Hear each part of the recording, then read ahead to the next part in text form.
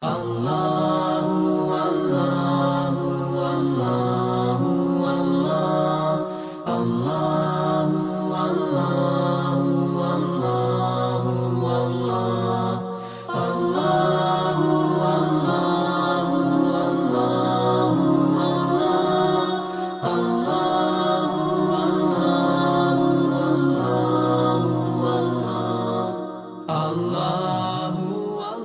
اعوذ بک من همزات الشیاطین واعوذ بک رب ان یحضرون بسم اللہ الرحمن الرحیم الحمد للہ وسلام علی عبادہ الذین اصطفى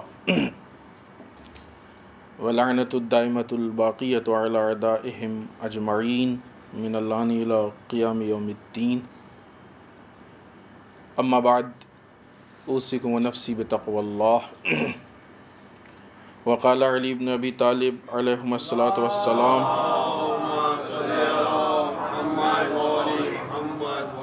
ولا مظاہرۃ اوثق من المشاورہ۔ عزیزان محترم، اس پہلے خطبے میں سب سے پہلے اپنے نفس اور آپ سب کو تقوی پروردگار کی طرف دعوت دیتے ہوئے، اس لیے کہ تقوی پروردگار اس نظام، اس سسٹم اور اس قانون عمل کا نام ہے کہ جو انسان کو انٹرنل اور ایکسٹرنل دونوں اعتبار سے فلاح و بہبود اور اچھائی کی طرف لے کے جاتا ہے۔ اگر انسان کے اندر تقوی پروردگار ہے تو انسان کامیاب ہے۔ کامیابی کے لیے اہم ترین چیز ایک ہے کہ انسان کے اندر شجاعت ہونی چاہیے۔ خود شجاعت ایک اہم ٹاپک ہے، اس کے بہت ساری چیزیں ہیں اس کے اندر۔ شجاعت میں ایک اہم پوائنٹ یہ ہے کہ کس کے مقابلے میں شجاعت چاہیے۔ بعض اوقات ہم لوگ گناہ میں شجاعت زیادہ دکھاتے ہیں، یہ نعوذ باللہ خدا کے مقابلے میں شجاعت ہے، اب یہ تقوی کے خلاف اگینسٹ ہے۔ تقوی کے اس کو طاغوتیت کہتے ہیں، اور یہ شجاعت ہے بھی نہیں در واقع۔ صحیح معنوں میں دیکھا جائے تو یہ شجاعت نہیں ہے۔ شجاعت کہتے ہیں کہ انسان کسی حق چیز کو کرنے یا کہنے میں کسی سے ڈرے نہیں، حق کے متعلق اس کے دل میں خوف پیدا نہ ہو، اس کو شجاعت کہتے ہیں۔ چاہے اس کے لیے افراد سے لڑنا پڑے، چاہے کلچر سے لڑنا پڑے، چاہے رسومات سے لڑنا پڑے، چاہے دنیا سے لڑنا پڑے، اسے کہتے ہیں شجاعت۔ بعض اوقات ہم دنیا سے ڈرتے ہیں اور نعوذ باللہ خدا سے لڑتے ہیں۔ خود گناہ بغاوت ہے یہ خدا کے مقابلے میں، اور کیا جاتا ہے۔ افسوس تب ہوتا ہے جب یہ عمدن کیا جاتا ہے، معلوم ہوتا ہے کہ گناہ ہے اور انسان جان بوجھ کے کہا ہاں ٹھیک ہے، کیا ہونے دو۔ یہ افسوس کی بات ہے، نہایت افسوس ہے۔ پسترین مقام ہے انسان کا کہ گناہ کو جانتے ہوئے کرے، ہو گیا غلطی سے ہو گیا، استغفار کرے، شرمندہ ہو، تڑپ جائے جو ہو گیا، نہ یہ کہ انسان جان بوجھ کے گناہ کرے۔ یہ تقوی کے خلاف ہے۔ یہ انسان بظاہر اس کو لگے کہ کامیاب ہے، یہ کامیاب نہیں ہو سکتا، یہ ناکام ترین انسان، فیلئر ہے اپنی لائف کا، زندگی کا۔ یہ انسان کبھی بھی اپنی زندگی میں، حیات میں کامیاب نہیں ہو سکتا۔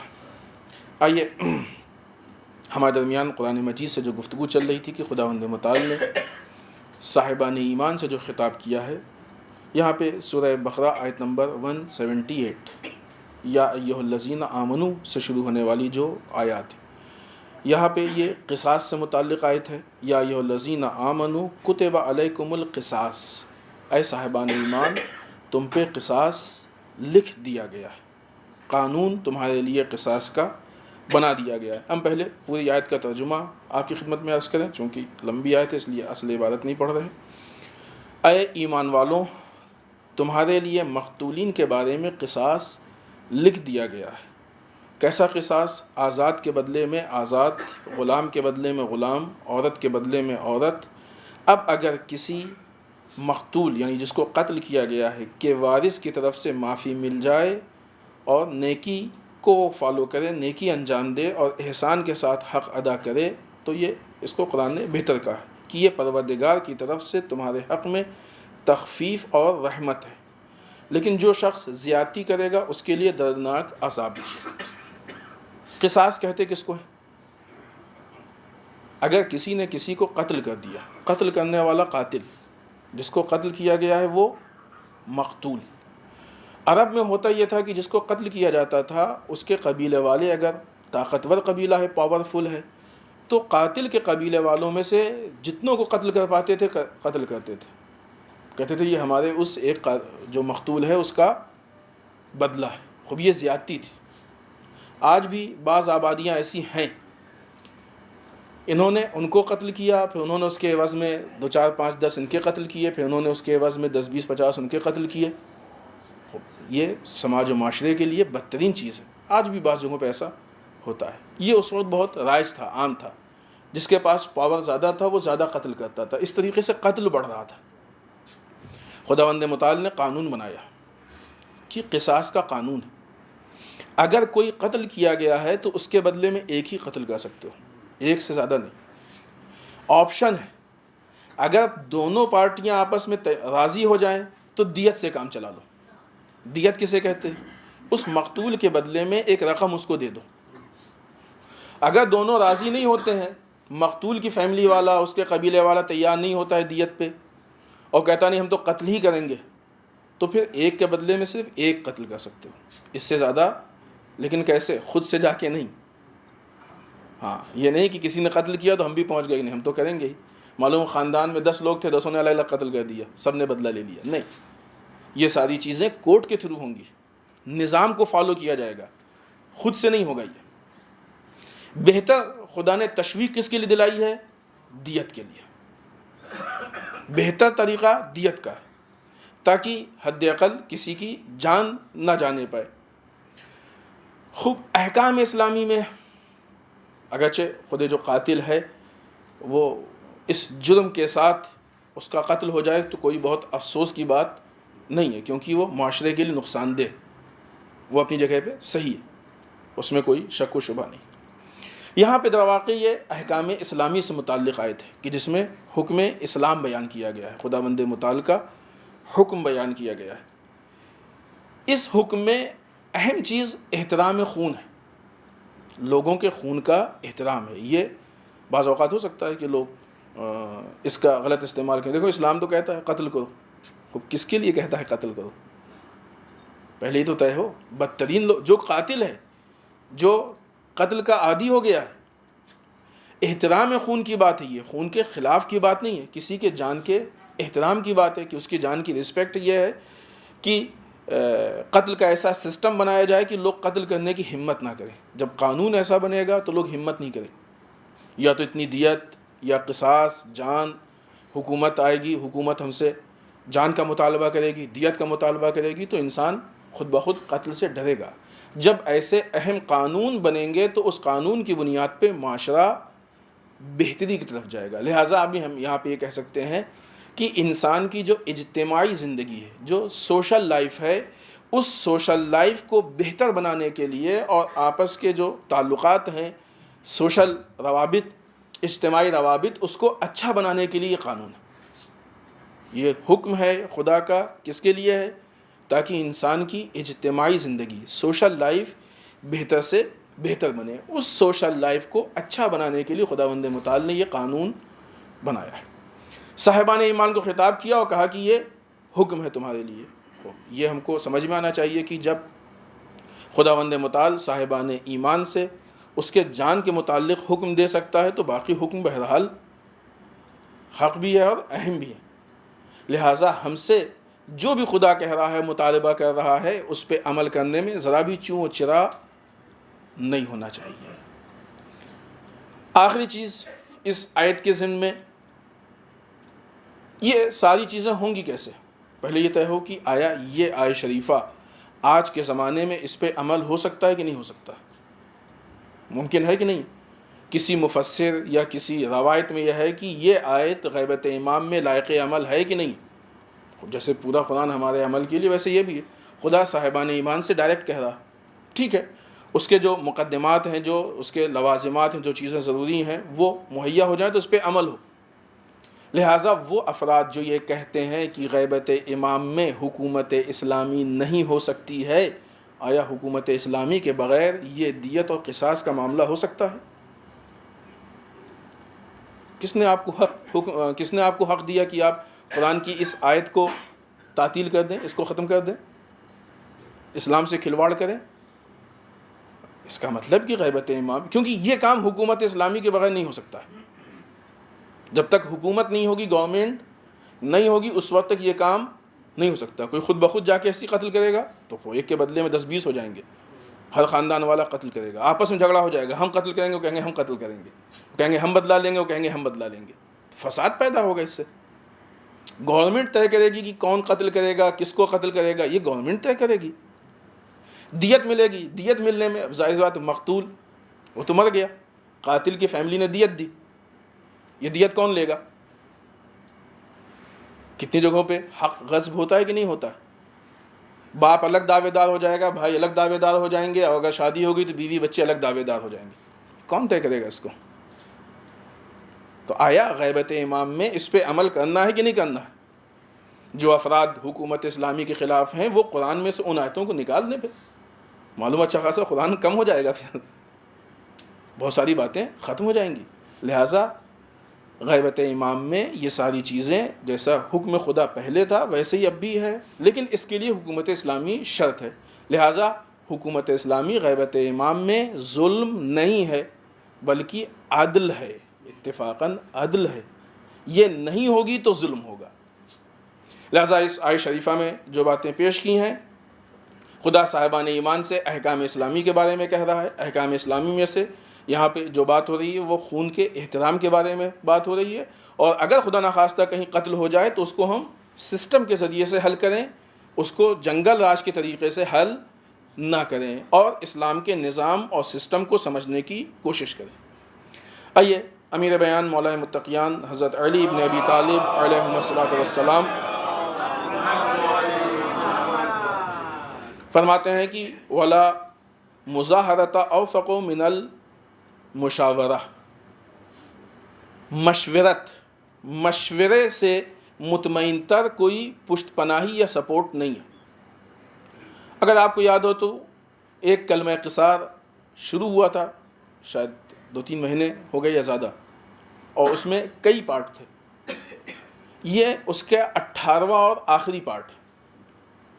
آج وہ کلمہ ختم ہو رہا ہے جس کے آخری حصے پہ آج ہم گفتگو کریں گے۔ 18 پارٹ تھے اور یہ اس میں سے آخری ہے، جس میں مولا فرماتے ہیں کہ مشورے یا مشورت سے زیادہ مطمئن تر کوئی سپورٹ، کوئی پشت پناہی نہیں ہے۔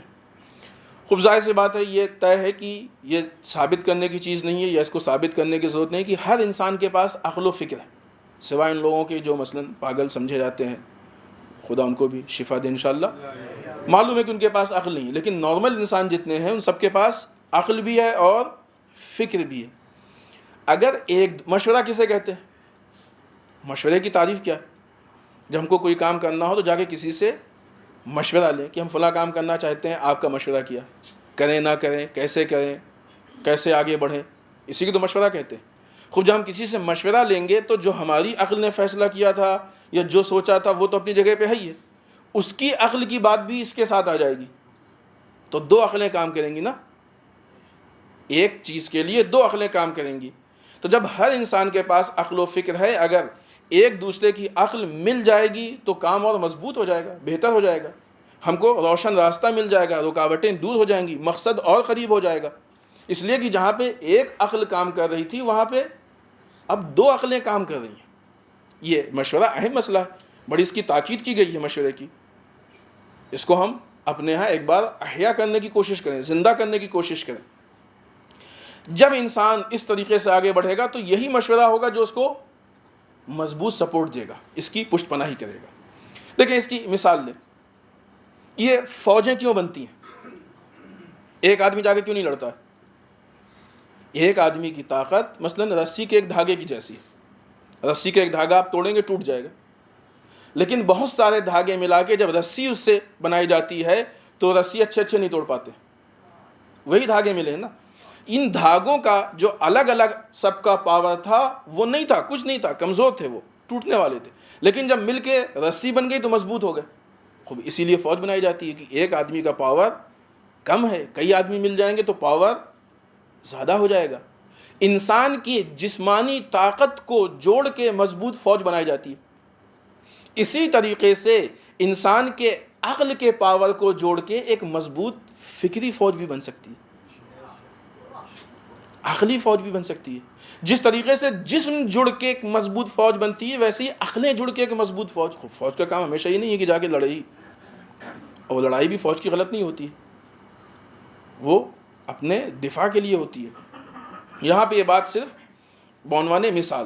لہٰذا اگر عقل و فکر کی طاقت جڑے گی تو وہ مضبوط ہوگی. جتنی عقلیں جڑیں گی اتنی ہی باتیں مضبوط ہوں گی, فکریں مضبوط. اسی لیے خداوند متعال نے قرآن مجید میں مشورے کا ہم کو حکم دیا ہے. خداوند متعال نے مشورے کا حکم دیا. بسم اللہ الرحمن الرحیم. وَأَمْرُهُمْ شُورَىٰ بَيْنَهُمْ, اور آپس کے معاملات میں یہ مومنین کی صفات میں بیان کیا. اس کے آگے اور پیچھے بھی دوسرے صفات بیان کیے ہیں. اس میں سے ایک بہت واضح صفت جو بیان کیا خدا نے کہ یہ آپس کے معاملات میں مشورہ کرتے ہیں. معاملات میں آپس میں ایک دوسرے سے, یہ مومنین کے صفات میں سے. ہم لوگوں کے ہاں یہ مشورے والا جنبہ, یہ مشورے والی چیزیں مضبوط ہونی چاہیے. حتیٰ مومنین ہی نہیں, خداوند متعال نے خود رسول کو حکم دیا, خود رسول کو حکم دیا وَشَاوِرْهُمْ فِي الْأَمْرِ, اس جنگ کے معاملے میں لوگوں سے مشورہ کرو. جنگ کے معاملے میں خوب اگر رسول مشورہ کر سکتے ہیں تو ہم لوگوں کو مشورہ کرنے میں کیا مشکل ہے. لوگوں سے مشورہ کرو. بعض اوقات جو آدمی مشورہ نہیں کرتا ہے, کیوں نہیں کرتا ہے؟ ہم بڑے وہ چھوٹا, مجھ سے کیا مشورہ کرے. کیونکہ عموماً ہوتا یہ کہ ہر آدمی اپنے کو عقل مند اور باقی سب کو بیوقوف اور جاہل سمجھتا ہے. لہٰذا جب سب ہم سے کم ہے تو کس سے مشورہ کرے. رسول سے بڑا کوئی تھا رسول کے زمانے میں, لیکن رسول نے مشورہ کیا کہ نہیں کیا. تو ہم کو مشورہ کرنا, اگر رسول ہو کے مشورہ کر سکتے ہیں تو کیا ہم ایک امتی اور مومن ہو کے مشورہ نہیں کر سکتے. اگر یہ مشورے والا چیپٹر کھل جائے تو بہت ساری خرابیاں اپنے آپ ختم ہو جائیں گی, بہت سارے مشکلات اپنے آپ حل ہو جائیں گے. عام طور سے تکبر ہے کہ جو مشورے میں رکاوٹ ہوتا ہے. تکبر ختم ہو جائے گا تو مشورہ, ہم کیوں اس سے پوچھیں, کیوں بلاؤ جو اس کو دخل دے, اس کا کیا معاملہ ہے, اس کی کیا, بہت ساری چیزیں ہوتی ہیں جو مشورے میں رکاوٹ ہوتی ہیں. اب وہ خود مشورے کے ٹاپک پہ تفصیلی گفتگو نہیں ہے. البتہ یہ اہم ہے کہ مشورہ کس سے کیا جائے. مشاور کے صفات, بزدل سے مشورہ نہ کرو, شجاع سے کرو, کنجوس سے مشورہ نہ کرو, سخی سے کرو, بے دین سے مشورہ نہ کرو, احمق سے مشورہ نہ کرو. وہ صفات, لیکن ان صفات کو بھی انصاف کے ساتھ, فیصلے کے ساتھ. ورنہ وہی والی بات ہے کہ جب انسان اپنی پارٹی بازی کرتا ہے تو بس ہم ہی سب سے عقل مند ہیں, ہم ہی سب سے پڑھے لکھے ہیں, ہم ہی سب سے زیادہ جاننے والے ہیں, باقی سب جاہل, نعوذ باللہ, خدا نخواستہ بے, تو وہ آدمی کسی سے مشورہ نہیں کر پائے گا. حتیٰ مشورہ اتنا اہم ہے کہ ہمارے یہاں مشورے کے سینٹر ہونے چاہیے. جو جس چیز کا اسپیشلسٹ ہے اس کو وہاں بٹھایا جائے کہ وہ مشورہ دے. آج جوانوں کو بہت مشکل ہوتی, کون سے کالج میں جائیں, کون سی فیلڈ کو اختیار کریں, کس فیلڈ میں کیا پرابلمس ہیں, کس فیلڈ کی کیا سہولیات ہیں, شادی ابھی کریں کہ نہ کریں, کچھ رک کے کریں, پڑھائی میں شادی رکاوٹ. بہت جوانوں کے مسائل بہت زیادہ ہوتے ہیں. ان مسائل میں ان کو بہت زیادہ مشورے کی ضرورت ہے. حکومتی اعتبار سے الگ ہے, جو ان کی ذمہ داری ہے وہ ہے اپنی جگہ پہ. مذہبی اعتبار سے ہماری ذمہ داریاں, جو ہمارے مذہبی رہنما اور جو مذہبی ذمہ دار اور جو قوم کے بزرگ لوگ ہیں, ان کی ذمہ داری ہے کہ ایسے سینٹرز قائم کیے جائیں کہ جہاں پہ مشورے دیے جائیں. فیملی پرابلمس پیدا ہوتی ہے تو وہاں پہ فیملی اسپیشلسٹ بیٹھے ہیں, ان کو مشورے دیں کہ آپ جا کے اس طریقے سے زندگی گزاریں تاکہ آپ کی پرابلم ختم ہو.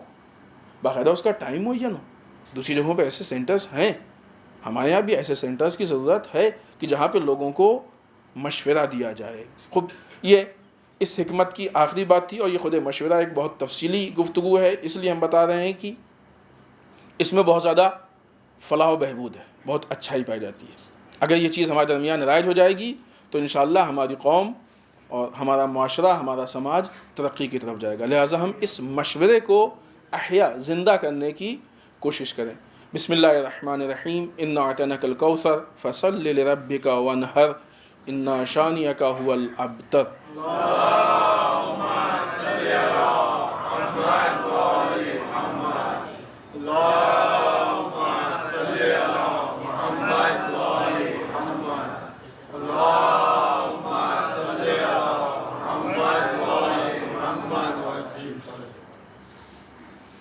رب اعوذ بک من همزات الشیاطین واعوذ بک رب ان یحضرون۔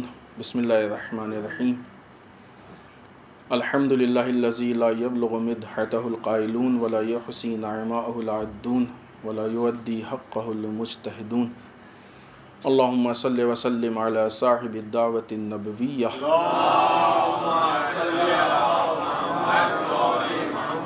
وصولة الحیدریہ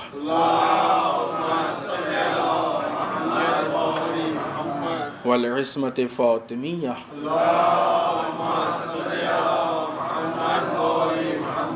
والحلم الحسنیہ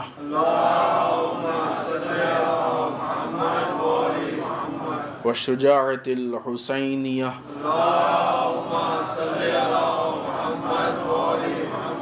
والعبادة السجادیہ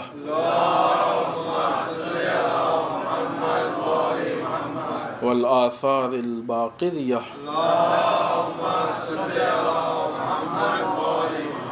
والمأثر الجعفریہ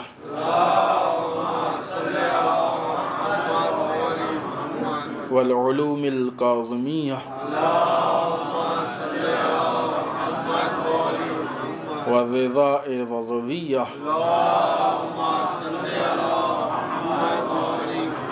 والجود التقویہ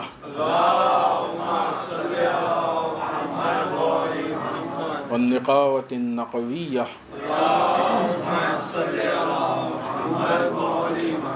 والحیبة العسکریہ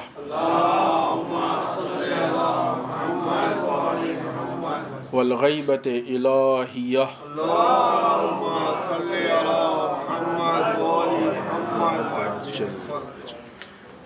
ولعنة الدائمة الباقية على أعدائهم أجمعين من الآن إلى قيام يوم الدين۔ اما بعد،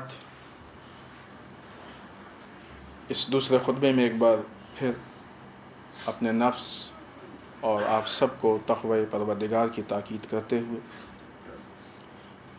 اس ہفتے کے مذہبی مناسبات میں سب سے پہلی مناسبت آنے والی، بعض روایات کے اعتبار سے آنے والی 25 شوال وہ تاریخ ہے کہ جس میں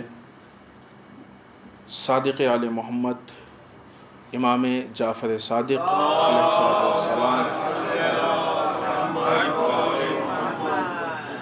جو ہمارے چھٹے امام ہیں، ان کے شہادت کی تاریخ ہے۔ اس مناسبت پہ ہم امام کا ایک قول پیش کریں گے۔ یہ قول خود امام کا ہے، اس لیے بھی اہم ہے، اور اس لیے بھی اہم ہے کہ دوسرے ائمہ نے بھی سیم یہی بات ارشاد فرمائی ہے، یہی قول سیم انہی الفاظ کے ساتھ مولا کائنات سے بھی منسوب ہے۔ امام فرماتے ہیں الرغبۃ فی الدنیا تورث الغم والحزن، دنیا کی طرف رغبت، دنیا سے لگاؤ، دنیا سے دل لگی، دنیا کو چاہنا، یہ انسان کو غم اور حزن دیتا ہے۔ اگر انسان کو دنیا سے دل لگی ہو جائے تو انسان کو غم ملے گا، حزن ملے گا۔ والزہد فی الدنیا راحت القلب والبدن، اور دنیا سے بے رغبتی، زہد کسے کہتے ہیں؟ دنیا سے دل نہ لگانا، یہ چیز انسان کو قلب یعنی دل اور بدن کی راحت دیتی ہے، سکون ملتا ہے دل اور بدن کو۔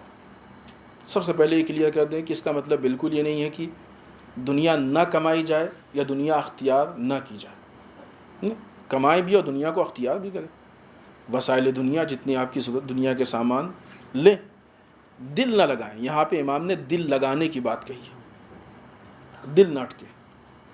اس کی پہچان یہ ہے کہ جب کوئی چیز نہیں ملے تو انسان غمگین ہوتا ہے، کوئی چیز مل کے ضائع ہو جائے تو انسان پریشان ہو جاتا ہے، یہ جس چیز سے دل لگا ہوتا ہے اس کے لیے ہوتا ہے. دل لگانے سے منع کیا گیا ہے کہ دنیا سے دل نہ لگائیں.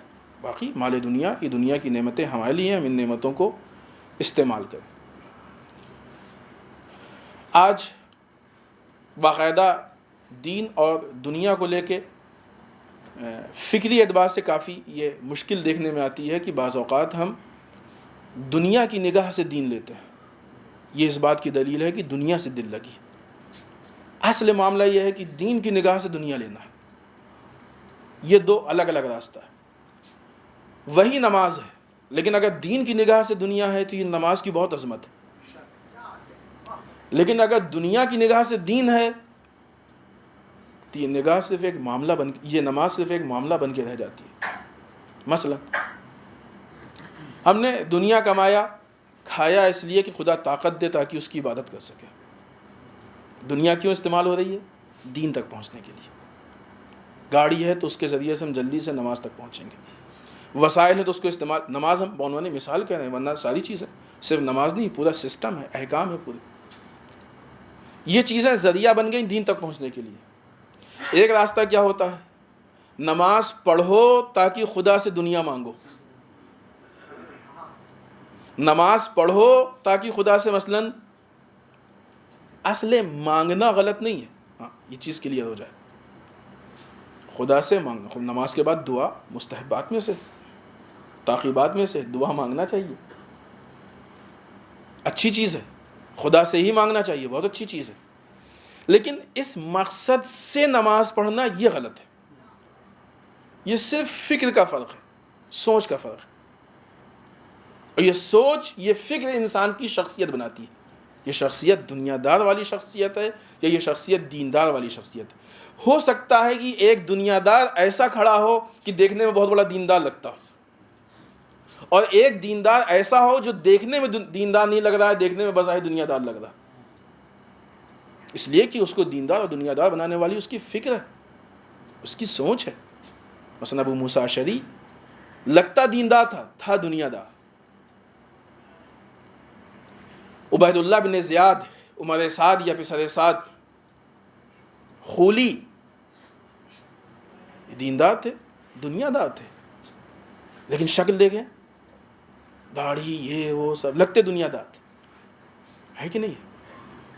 مقصد کیا ہے؟ انسان اپنے مقصد کے اعتبار سے شخصیت کو بناتا ہے. خود یہ جو دعائیں ہم نے مثال دی، ہم دیکھیں کہ ہماری دعاؤں میں کون سی چیز غالب ہے، کون سی چیز زیادہ ہے. جب ہم دعائیں مانگ رہے ہیں، پالنے والے مال دے دے، گاڑی دے دے، مکان دے دے، یا وہ چیزیں کہ جو پالنے والے نماز میں بہت زیادہ خشوع دے دے، بہترین عبادت کی توفیق دے دے، اپنے قربت کی توفیق دے دے، شہادت کی توفیق دے دے، تجھ کو پکارنے کی توفیق دے دے. اگر خدا نخواستہ کوئی نماز شب میں نہیں جاگ پا رہا ہے، پالنے والے نماز شب کی توفیق دے دے.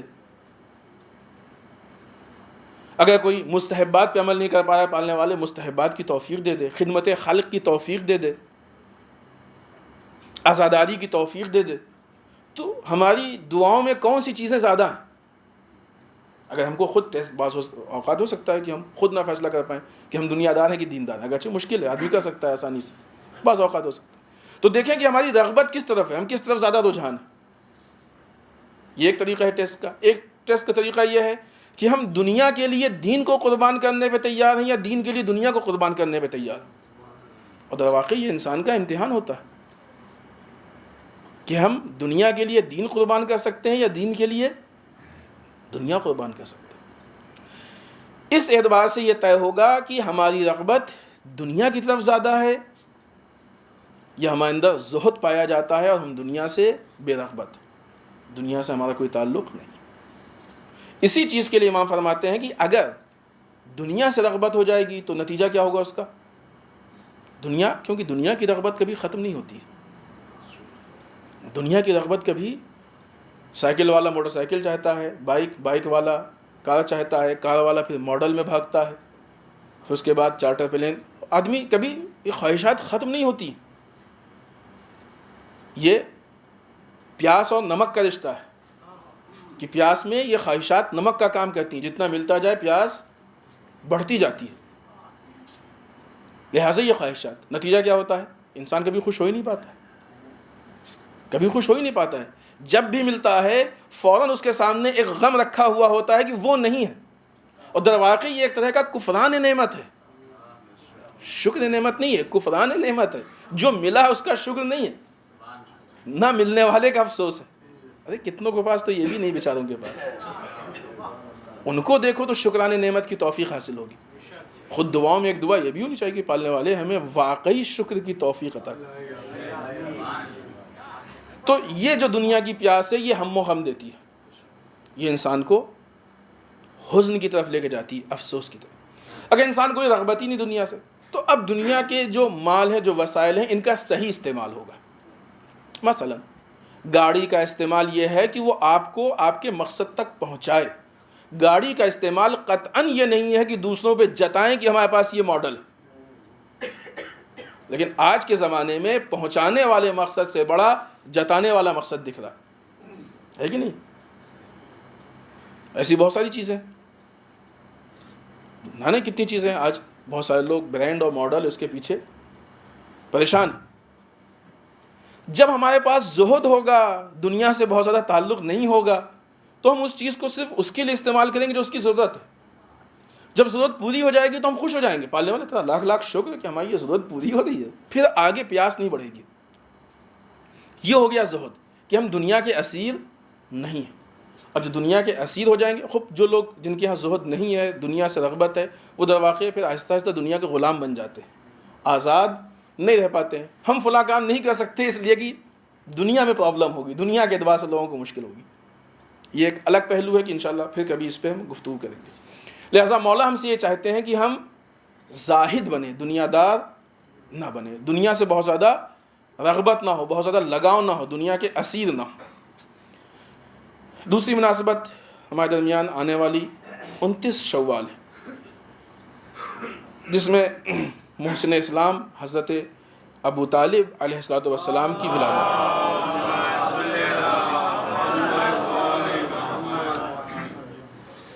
حضرت ابو طالب جہاں محسن اسلام ہے، وہاں ایک بہترین ناصر رسول ہے. اور ظاہر سی بات ہے کہ رسول کی نصرت، رسول کی مدد، یہ رسول کی مدد نہیں ہے، اسلام کی مدد، یعنی ناصر اسلام.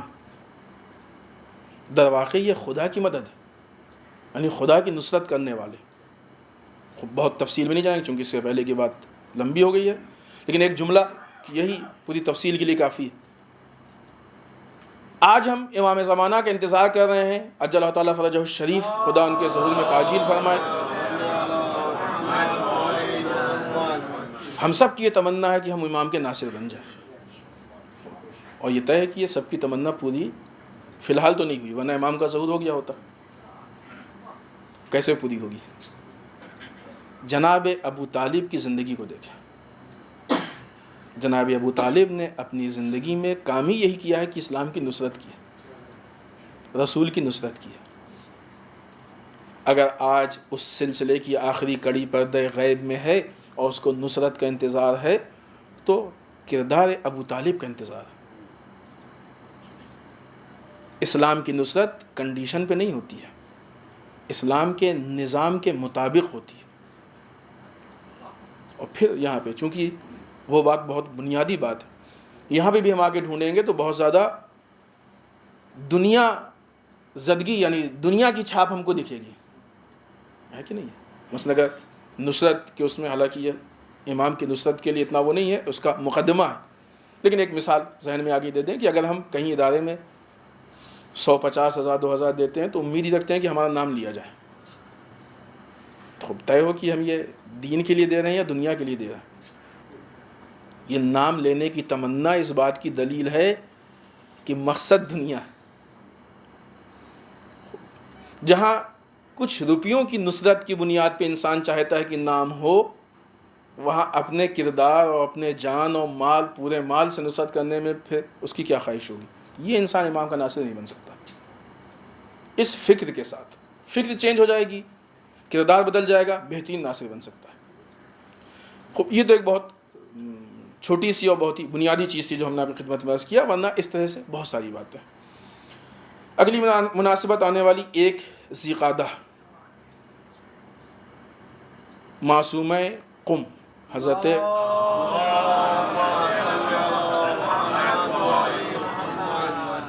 کی ولادت باسعادت کی تاریخ ہے۔ خوب آپ جانتے ہیں کہ معصومہ قم 7ویں امام کی بیٹی اور 8ویں امام کی بہن ہے۔ ان کا حرم قم میں ہے۔ جن لوگوں نے زیارت کی ہوگی انہوں نے دیکھا ہوگا کہ موجودہ زمانے میں خود قم مرکز علم ہے، لیکن حضرت معصومہ کا خود حرم مرکز علم۔ سب سے زیادہ جو آپ کے حرم میں ایکٹیویٹی ہوتی ہے وہ تعلیم و تعلم، یعنی علم کا لینا اور دینا، مرکز ہے اس چیز کا، اور شاید دنیا کا سب سے بڑا مرکز ہے، دنیا کا شاید سب سے بڑا مرکز ہے، خود حرم کے اعتبار سے بھی اور اطراف حرم، اطراف سمجھتے ہیں اس کے آس پاس۔ شاید جتنی تعلیم اور جتنا اسلام وہاں لوگوں کو دیا جا رہا ہے جس لیول پہ موجودہ حالات میں، چونکہ دوسری جگہوں کے مسائل ہیں، مشکلات ہیں، مثلا سیریا پہ حملہ، عراق کا حوزہ صدام کی وجہ سے بند ہو گیا، مشکلات میں آیا، اب دوبارہ پنپ رہا ہے، لیکن وہاں پہ دوسرے سیاسی مشکلات ہیں۔ ورنہ ایک زمانے میں مولا کائنات کا حرم نجف اشرف مرکز علم تھا، وہ تنہا مرکز تھا سب سے بڑا، لیکن آج بی بی کا حرم ایک عظیم مرکز ہے، اور وہ مرکز ہے کہ جہاں سے پوری دنیا میں اسلام اور سب سے بڑی چیز کی افکار اسلام، فکر اسلام پوری دنیا میں ایکسپورٹ ہوگی۔ اس لیے کہ اگر صحیح فکر اسلام نہ ہو تو بعض اوقات پھر شکل اسلام بھی نقصان دہ ہوتی ہے، اور اگر صحیح فکر اسلام ہو تو شکل اسلام میں تھوڑی بہت کمی زیادتی ہو تو وہ مینیج ہو جاتی ہے۔ فکر اسلام زیادہ ہے، اور پھر یہ بات کسی حد تک بعض اعتبار سے اسی پہلے والی بات سے کنیکٹڈ کہ کس فکر سے انجام دیا جا رہا ہے۔ مثلا نماز کس فکر سے ہے، ڈونیشن کس فکر سے ہے، کسی کی ہیلپ کس فکر سے۔ تو یہ مرکز بی بی کا حرم مرکز علم و فکر ہے، مرکز شعور ہے، اور ان سب کے ساتھ ساتھ مرکز انقلاب ہے، وہ انقلاب اسلامی کہ جو مدرسہ فیضیہ سے شروع ہوا تھا، کہ جو کہ بی بی کے حرم سے ایک دم ملا۔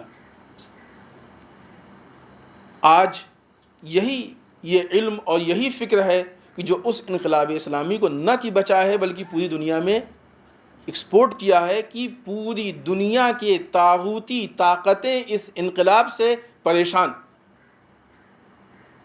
سارے شیاطین اس انقلاب سے پریشان۔ اب یہیں پہ ہم حالات حاضرہ کے متعلق، کیونکہ وقت نہیں رہ گیا ہے، ایک آدھ بات بہت جلدی سے پیش کریں۔ آغا زکزکی، ان کو اریسٹ کیا گیا، اتنا ان پہ ظلم ہو رہا ہے۔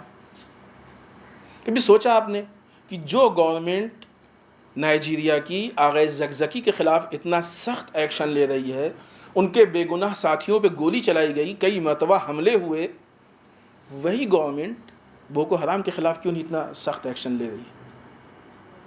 یہ سوچنے کی چیز ہے۔ آغا زکزکی کی پوری لائف کلیئر ہے، ان کی پوری کمیٹی کلیئر ہے، کبھی بھی کسی غلط چیز میں کوئی ان کا ہاتھ ہی نہیں رہا، اس کے باوجود اتنا سخت ایکشن۔ تو جو لوگ وہاں پہ واقعی ٹیررسٹ ہیں، آتنکوادی ہیں، ان کے خلاف کیوں نہیں ہے؟ یہ اس بات کی دلیل ہے کہ آج دنیا کی جتنی خود تو سب سے پہلی چیز تو یہ ثابت ہوتی ہے کہ ان کا رشتہ ان سے، اپنوں کو کوئی نہیں مارتا ہے۔ اس کا مطلب کہ بوکو حرام ان کے غیر نہیں، ان کے اپنے۔ اور یہ اس بات کی دلیل ہے کہ مسلمانوں کی فکری بیداری اور مسلمانوں میں انقلاب آج کی شیطانی طاقتوں کے لیے مشکل بنتا جا رہا ہے۔ بحرین میں آپ دیکھیں آج ہر جگہ پروٹیسٹ ہو رہا ہے۔ یہ اور بات ہے کہ بامبے والے ابھی تک توفیق نہیں ہوئی، خدا ہم سب کو توفیق دے۔ شیخ عیسیٰ قاسم آل خلیفہ نے ان کے خلاف حکم صادر کیے، آج ہر جگہ ان کے حمایت میں پروٹیسٹ ہو رہا ہے، ہر جگہ ان کی حمایت کے لیے گفتگو ہو رہی ہے۔ لیکن اگر یہ ناانصافی ہے، آغا شیخ نمر کا قتل، اگر یہ ناانصافی ہے تو اس کے خلاف ایکشن کیوں نہیں لیا گیا؟ اس کے خلاف آواز کیوں نہیں اٹھائی گئی؟ جن لوگوں نے آواز اٹھائی، جن لوگوں نے ایکشن لیا، ان کی باتیں اتنی آگے تک نہیں پہنچیں گی۔ وہ لوگ کہ جو اپنے آپ کو انسانیت اور حقوق انسانی کا ذمہ دار بتاتے ہیں اور اس کے لیے بڑے بڑے ادارے بنائے گئے ہیں، وہ کیوں نہیں بول رہے؟ کسی نے آج تک پوچھا کہ آغا زکزکی کی غلطی کیا ہے جو ان کو ایسا کر کے ان پہ اتنا ظلم ہو رہا ہے؟ کسی نے آج تک پوچھا کہ اگر تم آغا زکزکی پہ اتنا سخت ایکشن لے سکتے تھے تو یہ جو دوسرے گروہ ہیں کہ جو واقعی غلط کر رہے ہیں اور سب کو معلوم ہے غلط ہیں، ان کے خلاف کیوں نہیں ایکشن لیا؟ یہ سوچنے کی چیز ہے، یہ پوری دنیا میں ہو رہا ہے، یہ پوری دنیا میں ہو رہا ہے۔ القاعدہ، طالبان، داعش، ان کے خلاف ایکشن لینے والے کم ملیں گے آپ کو۔ مظلوم عوام کے خلاف، فلسطین کے خلاف، افغانی عوام کے خلاف، ان کے خلاف ایکشن لینے والے زیادہ ملیں گے۔ یہ پوری دنیا میں ایک سلسلہ ظلم ہے کہ جس کے ذریعے سے تعریف بدلی جا رہی ہے، سسٹم بدلا جا رہا ہے، شکلیں بدلی جا رہی ہیں۔ یہ بیداری حد اقل ہمارے ہاں ہونی چاہیے، ہم کو اس چیز کو محسوس کرنا چاہیے۔ انقلاب اسلامی انسانوں میں یہ شعور پیدا کرنا چاہتا ہے کہ تم صحیح و غلط کو محسوس کر سکو اور صحیح کے حامی بن سکو، اور تمہارے اندر اتنی شجاعت ہونی چاہیے کہ غلط کے خلاف آواز اٹھا سکو۔ در واقع یہی دین ہے، یہی وہ دین ہے جو امام علی کا دین ہے، یہی وہ دین ہے جو رسول کا لایا ہوا دین ہے، اور یہی وہ دین ہے جو ہم کو امام زمانہ تک پہنچانے والا ہے۔